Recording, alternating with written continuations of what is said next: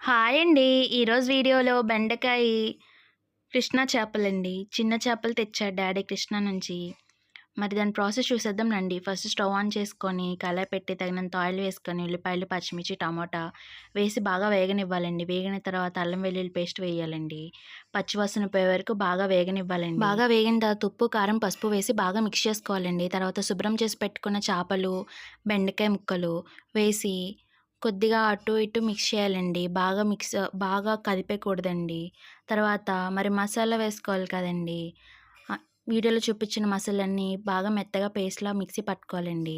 2 glasses water వేసి బాగా ఉడకబెట్టాలండి. ఉడుకుతున్నప్పుడు చింతపండు గుజ్జును కూడా వేసుకోవాలండి. తర్వాత మనం బాగా మెత్తగా నూరిన మసాలా పేస్ట్‌ని కూడా వేసి, మసాలా వేసుకున్న తర్వాత 10 నిమిషాలు మీడియం ఫ్లేమ్‌లో బాగా ఉడకనివ్వండి. తర్వాత కొత్తిమీర వేసుకొని, గార్నిష్ చేసుకొని స్టవ్ ఆఫ్ చేసేసి, చల్లారిన తర్వాత తిన్నారంటే చాలా బావుంటుందండి చిన్న చేపలు